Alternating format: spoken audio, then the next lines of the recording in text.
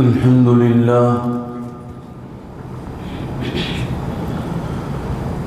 لله رب العالمين، والصلاة والسلام على رسوله وخاتم النبيين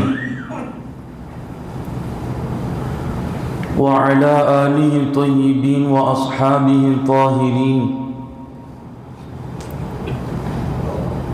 والمؤمنين والمسلمين كلهم أجمعين. أما بعد،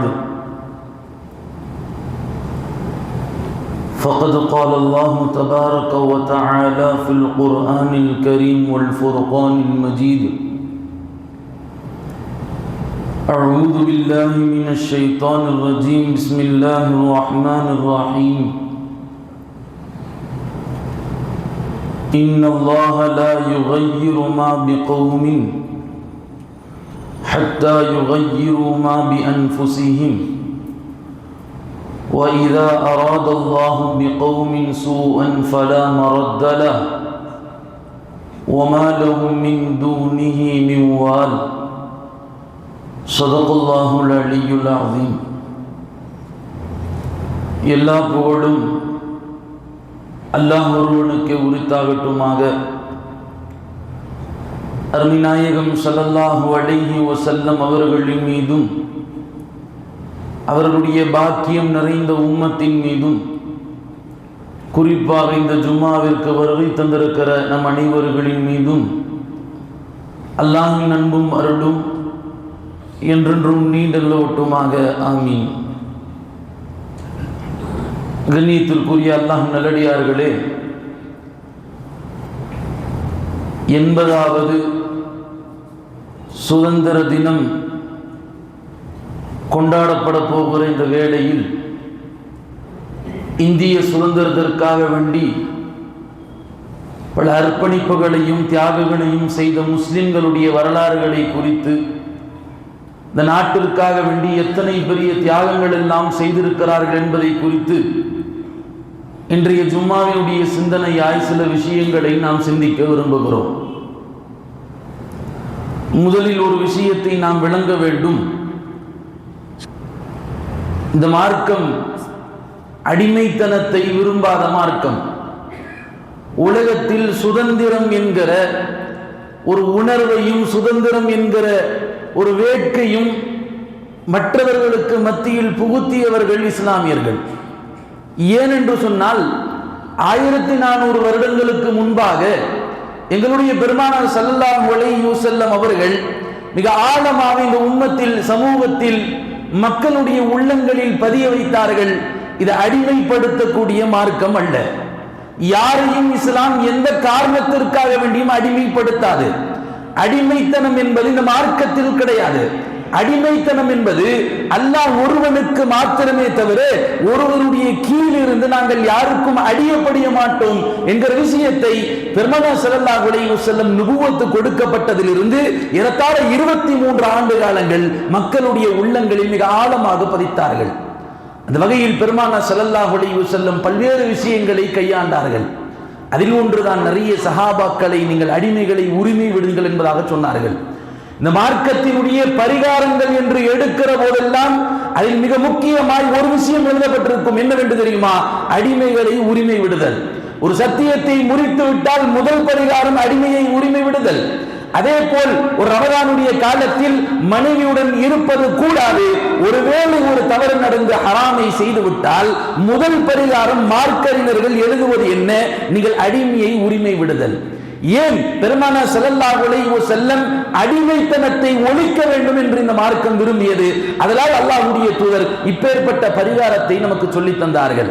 அது மாத்திரமல்ல, பெருமானார் ஸல்லல்லாஹு அலைஹி வஸல்லம் அடிமைகளை உரிமை விட்டார்கள், அடிமையை திருமணமும் செய்திருக்கிறார்கள். நபி ஸல்லல்லாஹு அலைஹி வஸல்லம் அவர்களுடைய மனைவியார் இந்த உம்முல் முஃமினுடைய தாயார்கள் என்று பட்டியலில் வருகிற போது மாரியா கிபித்தியா என்கிற ஒரு அடிமை பெண்ணும் வருகிறார். பெருமானார் ஸல்லல்லாஹு அலைஹி வஸல்லம் அந்த தாயாரை அவர்கள் நிக்கா செய்தார்கள். அந்த அம்மாவை நிக்கா செய்தார்கள். நிக்கா செய்தது மாத்திரமல்ல, நபி ஸல்லல்லாஹு அலைஹி வஸல்லம் அவர்களுக்கு அன்னை ஹதீஜா ரலியல்லாஹு அன்ஹா அவர்களுக்கு பிறகு ஒரு ஆண் குழந்தை பிறந்தது என்று சொன்னால் அது மாரியா கிப்தியா அவர்கள் மூலமாக பிறந்தது. இதுவரைக்கும் ஆண் குழந்தை பெருமானாருக்கு இல்லை. நபி ஸல்லல்லாஹு அலைஹி வஸல்லம் அவர்களுக்கு மாரியா கிப்தியா அவர்களின் மூலம் ஆண் குழந்தை பிறந்தது. ஆனால் இறைவனுடைய நாட்டம் அந்த குழந்தை நிரந்தரமாக இல்லை. ஒரு ஓராண்டு 2 ஆண்டு இருக்கும். அல்லாஹ்வுடைய நாட்டம் அந்த குழந்தையினுடைய ரூஹை இறைவன் கைப்பற்றுகிறான். அந்த குழந்தை பிறந்த போது பெருமானார் ஸல்லல்லாஹு அலைஹி வஸல்லம் சஹாபாக்களிடத்தில் இப்படி சொன்னார்கள், என் தந்தை இப்ராஹிம் அலைஹிஸ்ஸலாமுடைய பெயரை சூட்ட நான் ஆசைப்படுகிறேன். இன்னைக்கு பெயர் வைப்பதற்கு புதுசாக பெயர்கள் தேர்ந்தெடுக்கிறோம். நபி ஸல்லல்லாஹு அலைஹி வஸல்லம் குழந்தை பிறந்தவுடன் தன் குழந்தைக்கு என்ன பெயர் வைக்க வேண்டும் என்று ஆசைப்பட்டார்கள் தெரியுமா? என் தந்தை இப்ராஹிம் அலைஹிஸ்ஸலாம் அவர்களுடைய பெயரை நான் சூட்ட வேண்டும் என்று ஆசைப்படுகிறேன். ஏன்? இந்த மார்க்கம் இப்ராஹிம் அலைஹிஸ்ஸலாம் அவர்களை சார்ந்த மார்க்கம். நிறைய விஷயங்களை பார்க்கலாம். ஜும்மாவுடைய தினத்தன்று மீசையை கத்தரிக்கிறோமே, இது யாருடைய சுன்னத்? ஹஜ்ரத் இப்ராஹிம் அலைஹிஸ்ஸலாம் அவர்களுடைய சுன்னத். கத்னாக்கள் செய்யப்படுகிறது, இது யாருடைய சுன்னத்? ஹஜ்ரத் இப்ராஹிம் அலைஹிஸ்ஸலாம் அவருடைய சுன்னத். இப்படி பல்வேறு விஷயங்கள் இப்ராஹிம் அலைஹிஸ்ஸலாம் அவர்களோடு இந்த மார்க்கம் சார்ந்திருப்பதால் பெருமானார் ஸல்லல்லாஹு அலைஹி வஸல்லம் இப்படி சொன்னார்கள், என் தந்தை இப்ராஹிமுடைய பெயரை வைக்க நான் ஆசைப்படுகிறேன் என்பதாக சொன்னார்கள். அது சொல்ல வருகிற விஷயம், பெருமானார் ஸல்லல்லாஹு அலைஹி வஸல்லம் ஒரு அடிமை பெண்ணை நிக்கா செய்த போது ஒட்டுமொத்த அரபுலகமும் திரும்பி பார்த்தது. நபி என்று சொல்லிக் கொண்டிருந்தார், கேலியாக பேசிக் கொண்டிருந்தார் என்று நாம் நினைத்தோம். ஆனால் ஒரு அடிமையை திருமணம் செய்து அடிமைத்தனத்தை நீக்க வேண்டும் என்று இந்த மார்க்கம் விரும்புகிறது என்று இருக்கிற போது ஒட்டுமொத்த அரபுல மக்களும் திரும்பி பார்க்கிறார்கள். பெருமானார் ஸல்லல்லாஹு அலைஹி வஸல்லம் சஹாபாக்களிடத்தில் வலியுறுத்துவார்கள், நீங்கள் அடிமைகளை உரிமை விடுங்கள். அபூபக்கர் சித்திக் அவர்களை அழைத்து சொன்னார்கள், இதோ இருக்கிறாரே பிலால், மிகவும் சிரமப்பட்டுக் கொண்டிருக்கிறார். கொத்தடிமையாக இருந்து பல்வேறு சிரமங்கள். ஹஜ்ரத் பிலாலினுடைய வரலாறுகள் நமக்கு தெரியும். பிலால் ரலியல்லாஹு அன்ஹு அவர்கள் இரவு முழுக்க அடிக்கப்பட்டு பகலில் பாலைவனத்தில் போடப்பட்டு உருட்டப்படுவார்கள். இந்த பிலாலை கூப்பிட்டு அபூபக்கரை அழைத்து சொன்னார்கள், அபூபக்கரே, என்னையாவது செய்து பிலாலை உரிமை விட்டு விடுங்கள், பிலாலை விலக்கி வாங்கி விடுங்கள் என்று ஹஜ்ரத் அபூபக்கர் சித்திக் அவர்களிடத்திலே பெருமானார் ஸல்லல்லாஹு அலைஹி வஸல்லம் சொன்னார்கள். அபூபக்கர் சித்திக் அவர்கள் ஒரு மிகப்பெரிய ஒரு தொகையை கொண்டு ஹஜ்ரத் பிலால் ரலியல்லாஹு அன்ஹு அவர்களை விலக்கி வாங்கி பிலாலை அவர்களை உரிமை விடுகிறார்கள். இந்த மார்க்கம் அடிமைத்தனத்தை விரும்பாத மார்க்கம் என்கிற காரணத்தில் தான் இஸ்லாமியர்கள் யாருக்கும் நாங்கள் கீழ் அடிபணிய மாட்டோம் என்கிற உணர்வை மற்ற மக்களுக்கு மத்தியில் புகுத்திய காரணத்தினால் தான் இன்றைக்கு இந்த நாடு சுதந்திரம் பெற்று நாம் எல்லாம் இங்கே சுதந்திரமாக உட்கார்ந்து நம்முடைய கருத்துக்களை சுதந்திரமாக பகிர்ந்து கொண்டிருக்கிறோம். அதற்கு மிக முக்கியமான காரணம் இஸ்லாமியர்கள். அருமையானவர்களே, ஆக அடிமைத்தனத்தில் இருந்து வெளியே வர வேண்டும் என்கிற எண்ணம் தான் ஆங்கிலேயுடைய பிடியில் இருந்து நாங்கள் வெளியே வந்து சுதந்திரத்தை பெற்றிருக்கிறோம் என்பதை நாம் மறுக்க முடியாது. இன்றைக்கு வரலாறுகள் சுதந்திர தினம் என்று வந்துவிட்டாலே யார் யாருடைய வரலாறுகள் எல்லாம் பேசப்படுகிறது. சமூக வலைத்தளங்களை எடுத்து பார்க்கிற போது யார் யாருடைய வரலாறுகளை எல்லாம், சம்பந்தமே இல்லாதவர்களுடைய வரலாறுகளை எல்லாம் தியாகிகளாக போற்றுகிறார்கள், ஒரு பிம்பத்தை ஏற்படுத்துகிறார்கள். ஆனால் உண்மையிலுமே தியாகிகள் என்று போற்றப்படுபவர்கள் முஸ்லிம்கள். ஏனென்றால் சுதந்திரத்திற்காக வேண்டி போராடியவர்கள் மிக அதிகமானவர்கள் முஸ்லிம்கள் இருக்கிறார்கள். ஏறத்தாழ 3/2 பங்கு முஸ்லிம்களும் உலமாக்களும் இந்த போராட்டத்தில் கலந்திருக்கிறார்கள் என்பதாக வரலாறுகளில் பார்க்கிறோம். அருமையானவர்களே, இந்த உணர்வை ஏற்படுத்தியவர்கள் முஸ்லிம்கள். அதனால்தான் ஏறத்தாழ 90 ஆண்டுகள் ஆங்கிலேயரிடத்தில் கையில் பிடியாக இருக்கிற போது இந்தியாவில் தான் முதல் சுதந்திர ஒளி ஒலித்தது என்பதாக எழுதப்படுகிறது. 90 நாடுகள் கைப்பற்றி இருந்தார்கள் ஆங்கிலேயர்கள். முதலில் சுதந்திர ஒளி ஒலித்தது என்று சொன்னால் அது இந்தியாவில் மாத்திரம்தான் ஒலித்தது என்பதாக எழுதுகிறார்கள். இந்த சுதந்திர ஒளி ஒலித்த பிறகு 1947ஆம் ஆண்டு சுதந்திரம் கிடைத்த அந்த 12 மணிக்கு இந்த நாட்டினுடைய முதல் பிரதமர் என்று அழைக்கப்படுகிற திரு நேரு அவர்கள் இப்படி ஒரு வாக்கியத்தை சொல்லுகிறார்கள், when the world in deep sleep, உலக மக்கள் எல்லாம் தூங்கிக் கொண்டிருக்கிற போது இந்தியா இஸ் அவேக்கிங், இந்த இந்தியா நாடு மட்டும் விழித்துக் கொண்டது என்கிற ஒரு வார்த்தையை பயன்படுத்துகிறார். உலக நாடுகள் எல்லாம் தூங்கிக் கொண்டிருக்கிறார்கள், அடிமைப்பட்டு விட்டார்கள், நாங்கள் சரண்டர் அடைந்து விட்டோம் என்று சரண்டர் ஆகிவிட்டார்கள். ஆனால் இந்தியா மாத்திரம்தான் நாங்கள் ஒரு போராட்டங்கள் 2 போராட்டங்கள் அல்ல, பல்வேறு போராட்டங்களை நடத்தி இந்த நாட்டை எப்படியாவது சுதந்திர நாடாக ஆக்க வேண்டும் என்கிற ஒரே நோக்கத்தில் பல்வேறு போராட்டங்களை நடத்தினார்கள் என்பதாக பார்க்கிறோம்.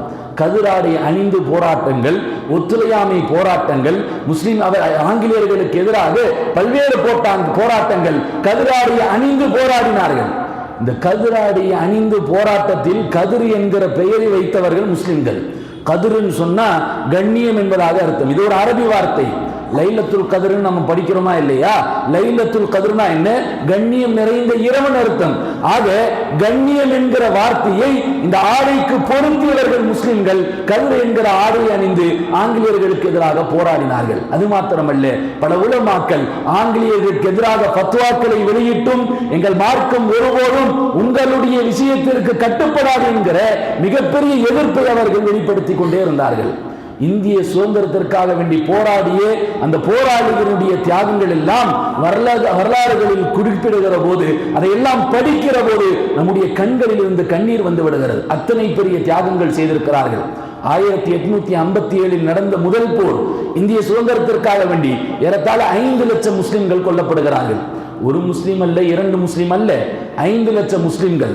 அருமையானவர்களே, வரலாற்று ஆசிரியர், மிக பிரபல்யமான ஆசிரியர் குஷ்வத் சிங் என்கிற ஒரு எழுத்தாளர் இப்படி குறிப்பிடுகிறார்: இந்த நாட்டில் வாழ்ந்த முஸ்லிம்களை விடவும் இந்த நாட்டிற்காக வேண்டி தியாகம் செய்த முஸ்லிம்கள் அதிகம். இந்த நாட்டில் வாழ்ந்த முஸ்லிம்களை விடவும் இந்த நாட்டிற்காக வேண்டிய இரத்தத்தையும் தன்னுடைய உயிரையும் தியாகம் செய்த முஸ்லிம்கள் அதிகம் என்பதாக குறிப்பிடுகிறார். அருமையானவர்களே, ஒரு சாதாரண ஒரு முஸ்லிமுடைய மனிதர் சொல்வதல்ல, ஒரு குஷ்வத் சிங் என்கிற ஒரு பஞ்சாபை சேர்ந்த ஒரு மிகப்பெரிய ஒரு எழுத்தாளர் பதிவு செய்கிறார்: நாட்டினுடைய முஸ்லிம்கள் தான் அதிகமாக போராட்டத்தில் கலந்து கொண்டவர்கள் என்று பதிவு செய்கிறார். என்று சொன்னால் இந்த உலமாக்களுடைய தியாகங்களும் இந்த நாட்டிற்காக வேண்டி போராடிய முஸ்லிம்களுடைய தியாகங்களும் அர்ப்பணிகளும் சாதாரணமான விஷயம் அல்ல. 1857 ஒரு மிகப்பெரிய ஒரு போர் நடப்பதற்காக வேண்டி முழு நாடுகளிலும் பல்வேறு விதமான, இந்த நாட்டில் பல மாநிலங்களில் பல்வேறு விதமான போராட்டங்கள் ஈடுபட்டுக் கொண்டு இருக்கிறது. அந்த நேரத்தில் தான் மன்னர் பகதூர் ஷா தன்னால் முடிந்த உதவியை செய்து கொண்டிருக்கிறார். என்ன உதவியெல்லாம் செய்ய முடியுமோ, எப்படியெல்லாம் போராட்டங்களை நடத்த முடியுமோ அப்படி போராட்டங்களை நடத்துகிற போதுதான் மன்னர் பகதூர் ஷா ரங்கூனில் கைப்பற்றப்படுகிறார். ரங்கூனில் கைப்பற்றப்படுகிற போது மன்னர் பகதூர் ஷா சிறையில் அடைக்கப்பட்டிருக்கிறார். அந்த மன்னர் அடைக்கப்பட்டிருக்கிற போது அங்கு ஆட்சி செய்த ஒரு பிரிட்டிஷ்காரன் மன்னருடைய காலை உணவாக ஒரு தட்டில் மன்னருடைய மகன்களினுடைய தலையை மூடிக்கொண்டு வருகிறார். மன்னர் அவர்கள் அந்த தட்டை திறந்து பார்க்கிறார்கள். திறந்து பார்த்தால் மகனுடைய தலை இருக்கிறது. மன்னர் அவர்கள் கண்கலங்கவில்லை. காவலாளர் கேட்கிறார்: உங்கள் மகனுடைய தலையை பார்த்து ஏன் கண்கலங்கவில்லை என்று கேட்கிற போது மன்னர் சொன்ன வார்த்தை இதுதான்: எங்கள் உடலில் ஓடக்கூடிய ரத்தம் இது இஸ்லாமிய ரத்தம். ஷஹீதுகளை பார்த்து நாங்கள் ஒருபோதும் கவலைப்பட்டதில்லை. யார் கொல்லப்பட்டாலும் எதற்காக வேண்டி மார்க்கத்தையும் எங்களுடைய ஷரியத்தையும் நிலைநாட்டுவதற்காக வேண்டி நாங்கள் கொல்லப்பட்டால் எங்கள் முஸ்லிம்கள் கவலைப்பட மாட்டோம் என்று சொன்ன வார்த்தை வரலாற்று வரிகளால் பொறிக்கப்பட வேண்டிய வார்த்தை. ரங்கூனில் சிறைப்பிடிக்கப்படுகிறார். அது மாத்திரமல்ல, ஏறத்தாழ லாகூரில் இருந்து டெல்லி வரைக்கும் 400 மைல் தூரங்கள், அந்த 400 மைல் தூரங்களிலும் ஒவ்வொரு மரத்திலும் உலமாக்களுடைய சரணங்கள் தொங்கவிடப்பட்டது என்பதாக வரலாற்றுகளில் எழுதுகிறார்கள். அருமையானவர்களே, இப்படி பல்வேறு விதமான போராட்டங்களை இஸ்லாமியர்கள் கையில் எடுத்தார்கள் என்பதாக பார்க்கிறோம் இந்திய சுதந்திரத்திற்காக வேண்டி. அதே போல் மால்டோவா சிறை அந்தமானில் இருக்கிறது, இன்றைக்கும் இருக்கிறது என்று நினைக்கிறேன். பல யூடியூப்களில் பார்த்திருக்கிறேன். அதாவது வீடியோவாக. என்னவென்று சொன்னால், அந்த மால்டோவா சிறை ஒரு மியூசியமாக இன்றைக்கும் வைக்கப்பட்டிருக்கிறது. அந்த சிறையில் எப்படியெல்லாம் கஷ்டப்படுத்தப்பட்டார்கள் என்பதை இன்றைக்கும் பேசப்பட்டு வருகிறது. காரணம், அப்பேற்பட்ட ஒரு பயங்கரமான ஒரு சிறைச்சாலை. சென்னையில் இருக்கிற புழலை விடவும் பல மடங்கு அதிகமாக வேதனை செய்யப்படக்கூடிய ஒரு சிறைச்சாலை, ஒரு போலீஸ் கஸ்டடி என்று சொன்னால் அது மால்டோவா சிறை. இந்த மால்டோவா சிறை ஏன் கட்டப்பட்டது, ஏன் உருவாக்கப்பட்டது என்று வரலாற்று ஆசிரியர்கள் எழுதுகிற போது அதன் பின்னணியில் சொல்லுகிறார்கள்: முஸ்லிம்கள் அதிகமாக ஆங்கிலேயர்களை எதிர்த்து போராடுகிறார்கள். எனவே இந்த முஸ்லிம்களை ஒரு கட்டத்தில் அதில் அடைக்க வேண்டும், பல கஷ்டங்களை கொடுக்க வேண்டும் என்பதற்காக வேண்டியே இந்த மால்டோவா சிறை உருவாக்கப்பட்டது என்பதாக எழுதுகிறார்கள். அருமையானவர்களே, இந்த மால்டோவா சிறையை குறித்து ஒரு வரலாறு இருக்கிறது. ஷேகுல் ஹிந்த் மஹ்மூதுல் ஹசன் ரஹமத்துல்லாஹி அலைஹி அவர்கள் ஹிஜ்ரி 1857 மிகப்பெரிய வரலாறு புரட்சி செய்கிறார்கள். ஆங்கிலேயர்களுக்கு எதிராக பல ஃபத்வாக்களை வெளியிடுகிறார்கள், மார்க்க தீர்ப்புகளை வழங்குகிறார்கள். பல முறை ஆங்கிலேயர்கள் ஷேகுல் ஹிந்த் மஹ்மூதுல் ஹசன் ரஹமத்துல்லாஹி அவர்களை அழைத்து பேசுகிறார்கள்: எங்களுக்கு சாதகமாக ஃபத்வாக்களை வழங்குங்கள், நீங்க எங்களுக்கு சாதகமாக இருங்கள். ஷேகுல் ஹிந்த் மஹ்மூதுல் ஹசன் ரஹ்மத்துல்லாஹி அலைஹி அவர்கள் சொன்ன வார்த்தை இதுதான், ஒருபோதும் நாங்கள் உங்களுக்கு சாதகமாக இருக்க மாட்டோம், எங்களுடைய மார்க்கம் இதை கற்றுத்தரவில்லை, ஒருபோதும் நாங்கள் சாதகமாக இருக்க மாட்டோம் என்று சொல்லி பல்வேறு எதிர்ப்புகளை திரும்ப திரும்ப செய்ததால் ஒரு கட்டத்தில் அவர்கள் மதீனாவிற்கு சென்றிருக்கிற போது உம்ராவின் நியத்தமாக அந்த மதீனாவில் ஆங்கிலேயர்களுடைய உதவியால் சிறை பிடிக்கப்பட்டு அந்தமானில் உள்ள மால்டோவா சிறைக்கு கொண்டு வரப்படுகிறார்கள். ஏறத்தாழ 3 வருடங்கள் 7 மாதம் தக்க அந்த மால்டோவா சிறையில் பல்வேறு கொடுமைகளை அனுபவிக்கிறார்கள், பல்வேறு சிரமங்கள். தினத்தோறும் ஷேகுல் ஹிந்த் மஹ்மூதுல் ஹசன் ரஹ்மத்துல்லாஹி அவர்களுடைய அழுக்குரல் அந்த ஒட்டுமொத்த மால்டோவா சிறையும் பகிரங்கமாக கேட்கும் என்பதாக கூட இருந்த தன்னுடைய மாணவர் அவர்கள் சொல்லி காண்பிக்கிறார்கள். அருமையானவர்களே, ஒரு கட்டத்தில் இவர்கள் நிரம்பராதி என்கிற ரிப்போர்ட் வருகிற போது ஷேகுல் ஹிந்த் மஹ்மூதுல் ஹசன் ரஹ்மத்துல்லாஹி அவர்கள் இனிமேல் இவர்களை சிறைப்பிடித்து எந்த பிரயோஜனமும் இல்லை என்று 3 ஆண்டுகள் 7 மாதம் கழித்து ஷேகுல் ஹிந்த் மஹ்மூதுல் ஹசன் ரஹ்மத்துல்லாஹி அவர்கள் வெளியே வருகிறார்கள். உண்மையிலுமே காந்திக்கு மகாத்மா என்று பட்டம் வழங்கியவர்கள் மஹ்மூதுல் ஹசன் ரஹ்மத்துல்லாஹி அவர்கள். லக்னோவுக்கு வந்து இறங்குகிறார்கள். ஹஜ்ரத் அவர்கள் வந்தவுடைய செய்தியை தெரிந்து ஒட்டுமொத்த உலமாக்களும் லக்னோவுடைய அந்த ரயில்வே ஸ்டேஷனில் வந்து நிற்கிறார்கள் ஹஜ்ரத்தை வரவேற்பதற்காக வேண்டி. அங்கே வரவேற்ற போதுதான் அங்கே உடனடியாக ஒரு மசூராவை ஒன்று திரட்டி ஆலோசனை செய்கிறார்கள். இனி இந்தியாவை எப்படி காப்பாற்றுவது என்று ஆலோசனை செய்கிற போது அகிம்சையின் மூலமாக நாம் இந்தியாவை காப்பாற்றலாம் என்று முடிவு செய்யப்பட்டு அந்த அகிம்சையை முடிவு செய்து அதற்கு ஒரு தலைவராக மகாத்மாவை ஷேகுல் ஹிந்த் மஹ்மூதுல் ஹசன் ரஹ்மத்துல்லாஹி அலைஹி அவர்கள் நியமிக்கிறார்கள். அருமையானவர்களே, ஷேகுல் ஹிந்த் மஹ்மூதுல் ஹசன் வெளியே வந்த கொஞ்ச நாள்லேயே ஏதோ ஒரு நோயில வஃபாத் ஆகி விடுகிறார்கள். அங்க சிறையில் அனுபவித்த கொடுமையின் மூலமாக உடலெல்லாம் நோய்வாய்ப்பட்டு இருந்த போது அவர்கள் கொஞ்ச நாளில் வஃபாத்தான பிறகு அடக்கம் செய்வதற்கு முதல்ல மையத்தை குளிப்பாட்டுவாங்களா இல்லையா, ஆடையெல்லாம் கலைந்த பிறகு கூட இருந்த அத்தனை மாணவர்களும் ஹஜ்ரத்துடைய உடம்பை பார்த்து அழுகிறார்கள், ஹஜ்ரத்தினுடைய உடம்பை பார்த்து அழுகிறார்கள். காரணம் என்ன தெரியுமா? ஹஜ்ரத்தினுடைய ஒரு தொடையில் இருக்கக்கூடிய சதையை காணல, முழுக்க எலும்பாக இருக்கிறது. அப்போதான் கூட இருந்து ஒரு மிக முக்கியமான ஒரு மாணவர் அவரிடத்தில் கேட்கிறார்கள், சிறையில் என்ன நடந்தது, சிறையில் என்ன நடந்தது? அவர் சொல்லுகிறார், ஷேகுல் ஹிந்த் மஹ்மூதுல் ஹசன் ரஹ்மத்துல்லாஹி அவர்கள் இடத்தில் சத்தியம் வாங்கி விட்டார்கள், இல்லையால் நான் ஒரு காலத்தில் வந்தவுடனே இதை நான் உங்களுக்கு சொல்லியிருப்பேன், இவர்கள் வஃபாத் ஆகிவிட்டார்கள், இவருடைய தியாகங்களை நீங்கள் தெரிந்து கொள்ள வேண்டும் என்று இப்போது நான் சொல்லுகிறேன் என்று சொல்லி ஷேகுல் ஹிந்த் மஹ்மூதுல் ஹசன் ரஹ்மத்துல்லாஹி அவர்களுடைய தியாகங்களை சொல்லுகிறார்கள். அவர்கள் சிறையில் இருக்கிற போது பல்வேறு கொடுமைகளை அனுபவித்தார்கள். தினந்தோறும் ஒரு இரும்புக்களால் ஹஜ்ரத் அவருடைய காலில் சூடு போடப்படுமா. ஒரு நாள் அதிகமான சூட்டின் காரணமாக காலில் சூடு போடுகிற போது தொடையினுடைய சதை அறுந்து விழுந்து விட்டது. ஹஜ்ரத் அவர்கள் மிகப்பெரிய ஒரு சப்தத்தை எழுப்பினார்கள். அந்த சப்தம் முழு மால்டோவா சிறையினுடைய ஒட்டுமொத்த சிவர்களிலும் ஒலித்தது என்று சொல்லி அவருடைய மாணவர் சொல்லுகிறார். இந்த செய்தியை கேட்ட அத்தனை பேரும் கண்கலங்கி விட்டார்கள்.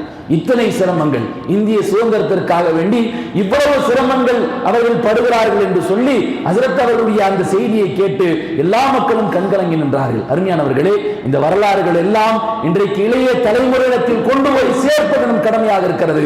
ஏன் ஒரு பக்கம் வரலாறுகள் பேசப்படுவதில்லை என்று இருக்கட்டும், மறுபக்கம் நம் வரலாறுகளை மறைக்கப்பட்டும் மாற்றப்பட்டும் கொண்டிருக்கிறது என்பதை நாம் விளங்க வேண்டும். அருமையானவர்களே, இத்தனை பெரிய சிரமத்தை மால்டோவா சிறையில் அனுபவித்தார்கள் என்பதாக பார்க்கிறோம். அது மாத்திரமல்ல, ஹிஜ்ரி 792 மைசூருடைய மைந்தன் என்று சொல்லப்படுகிற ஜனாப் ஹைதர் அலி அவர்கள் மிகப்பெரிய போராளி, சுதந்திரத்தினுடைய மிகப்பெரிய போராளி, அவர்களுடைய வாரிசான மைசூருடைய புலி என்று அழைக்கப்படுகிற ரஹ்மத்துல்லாஹி அலைஹி திப்பு சுல்தான் அவர்கள் மிகப்பெரிய வீரர். ஆங்கிலேயர்களுக்கு திப்பு சுல்தானாலே மிகப்பெரிய பயம். ஏன்னா ஹிஜ்ரி அதாவது கிபி 1792 இருந்து 790-92 மைசூருடைய ஒரு போர் நடக்கிறது. அந்த போரில் ஆங்கிலேயர்களை ஒரு முறை 2 முறை அல்ல 5 முறை விரட்டியடிக்கிறார்கள். அதனால திப்பு சுல்தான் என்றாலே பயம். திப்பு சுல்தானை வீழ்த்த வேண்டும். திப்பு சுல்தானை வீழ்த்தாமல் முஸ்லிம்களை நாம் எதிர்கொள்ள முடியாது என்று ஒரு கட்டத்தில் ஆங்கிலேயர்கள் யோசிக்கிறார்கள். சரி, என்ன செய்யலாம்? திப்பு சுல்தானை வீழ்த்துவதற்கு ஒரு துரோகத்தை செய்கிறார்கள். திப்பு கூட இருந்த ஒரு ஆளை பிடித்து அவருக்கு சில பணத்தை கொடுத்து திப்பு சாப்பிடுகிற உணவில் விஷத்தை கலக்க வேண்டும். திப்பு ரஹ்மத்துல்லாஹி அவர்கள் சாப்பிடுகிற உணவில் விஷத்தை கலக்க வேண்டும். விஷத்தை கலந்தால் திப்பு சுல்தான் ரஹ்மத்துல்லாஹி அவர்கள் விஷம் கலந்த உணவை சாப்பிட்டு ஷஹீதாக்கப்படுகிறார்கள். அருமையானவர்களே, அப்போதுதான் ஆங்கிலேயர்களுக்கு தைரியம் வருகிறது. ஹஜ்ரத் திப்பு சுல்தான் ரஹ்மத்துல்லாஹி அவர்களுடைய உடலின் மீது ஏறி சொன்னார்கள், இந்தியா இஸ் அவர் கண்ட்ரி என்பதாக சொன்னார்கள். முதலாக இந்த வார்த்தையை ஆங்கிலேயர்கள் எப்போது பயன்படுத்துகிறார்கள்? திப்பு இருக்கிற வரைக்கும் இந்த வார்த்தையை ஒரு காலம் பயன்படுத்த முடியவில்லை. காரணம், மைசூருடைய மைந்தன் ஹஜ்ரத் திப்பு சுல்தான் ரஹ்மத்துல்லாஹி அவர்கள் மிகப்பெரிய புரட்சி செய்து கொண்டிருந்தார்கள். அந்த திப்பு இருக்கிற வரைக்கும் சொல்ல முடியாத வார்த்தையை திப்பு சுல்தான் ரஹ்மத்துல்லாஹி அவர்கள் வஃபாத்தான போது அவர்களுடைய உடலின் மீது ஏறி சொன்னார்கள் ஆங்கிலேயர்கள், இனி இந்தியா எங்களுடைய நாடு, யாரும் இதை தடுக்க முடியாது என்பதாக சொல்லி காண்பித்தார்கள். அருமையானவர்களே, இப்படி பல்வேறு போராட்டங்கள் முஸ்லிம்கள் நடத்தி வந்தார்கள். இந்த நாட்டிற்காக வேண்டி பல தியாகங்களை செய்திருக்கிறார்கள் என்பதாக பார்க்கிறோம். இன்னும் சொல்ல போனால் முதல் பத்திரிகையை முஸ்லிம்கள் ஆங்கிலேயர்களுக்கு எதிராக கொண்டு வந்தவர் முஸ்லிம் ஜனாப் ஹஜரத் மொஹானி ரஹ்மத்துல்லாஹி அலைஹி அவர்கள் 1929 ஆண்டு உருது மொஹல்லா என்கிற ஒரு பத்திரிகையை கொண்டு வருகிறார்கள் ஆங்கிலேயர்களுக்கு எதிராக. பல்வேறு போராட்டங்கள், பல்வேறு சிரமங்களுக்கு மத்தியில் இந்த பத்திரிகையை ஹஜரத் மொஹானி ரஹ்மத்துல்லாஹி அவர்கள் கொண்டு வருகிறார்கள் என்பதாக பார்க்கிறோம். ஒரு ஆங்கிலேயருடைய பத்திரிகையில் எழுதப்படுகிறது. மிகப்பெரிய ஒரு பிரபல்யமான எழுத்தாளர் தாம்சன் என்பவர் எழுதுகிறார், நாங்கள் டெல்லியில ஒரு விடுதியில தங்கியிருந்தோம். பக்கத்தில் கொஞ்ச நேரமாக ஏதோ ஒரு உடல் எரிக்கப்படுகிற ஒரு நாற்றம் வருகிறது. என்ன நாற்றம் என்று எட்டி பார்க்கிற போது அங்கே ஒரு கேம்ப் இருக்கிறது. அந்த கேம்பினுடைய செவுரை நாங்கள் எட்டி பார்க்கிறோம். எட்டி பார்க்கிற போது 40 உலமாக்கள் நிர்வாணமாக நிறுத்தப்பட்டிருக்கிறார்கள். சுதந்திரத்துக்கு எதிராக போராடிய 40 உலமாக்கள் நிர்வாணமாக நிறுத்தப்பட்டிருக்கிறார்கள். நிறுத்தப்பட்டது மாத்திரமல்ல, ஒரு பெரிய குழியை தோண்டி அதில் நெருப்பை மூட்டி ஒவ்வொருத்தவருக்கு பின் ஒவ்வொருத்தவராக அந்த 40 உலமாக்களும் அந்த நெருப்பு கூண்டில் போடப்படுகிறார்கள். அதனால் தான் அங்கே மிகப்பெரிய ஒரு துர்வாதை ஏற்பட்டது என்று சொல்லி மிகப்பெரிய எழுத்தாளர் தாம்சன் அவர்கள் தன்னுடைய வரலாற்று கிதாபுகளில் பதிவு செய்கிறார்கள். அருமையானவர்களே, இந்திய சுதந்திரத்திற்கு வாரி வழங்கிய வள்ளல் ஹபீப் அவருடைய வரலாறை மறக்க முடியாது. வாரி வழங்கினார். ஜனாப் நேதாஜி சுபாஷ் சந்திரபோஸ் அவர்கள் 1943 ஆசாத் ஹிந்த் என்கிற ஒரு கவர்மெண்டை அமைக்கிறார்கள். இந்திய சுதந்திரத்திற்கு அந்த ஆங்கிலேயர்களுக்கு எதிராக ஆசாத் ஹிந்த் என்கிற ஒரு கவர்மெண்டை அனுப்பி கவர்மெண்டை உருவாக்கி அதற்காக வேண்டி ஒரு நிதி திரட்டுகிறார். அப்போதெல்லாம் பர்மாவில் மிகப்பெரிய வியாபாரிகளுடைய வர்த்தக கூட்டங்கள் இருந்தது. சரி, வியாபாரிகளுடைய கூட்டமே போய் ஏதாவது ட்ரஸ்டுக்காக வேண்டி பணத்தை கேட்கலான்னு சொல்லி நேதாஜி சுபாஷ் சந்திர போஸ் போகிறார் பர்மாவுக்கு. பர்மாவுக்கு போய் பல மணி நேரம் அந்த வியாபாரிகளுடைய வர்த்தக கூட்டத்தில் பேசி இந்த சுதந்திரத்திற்காக வேண்டி என்ன உதவி செய்வீர்கள் என்று கேட்கிற போது அந்த பர்மாவுடைய வியாபாரிகள் சொன்னார்களாம், நாங்கள் 10% ஒதுக்கிறோம் என்று சொல்லி.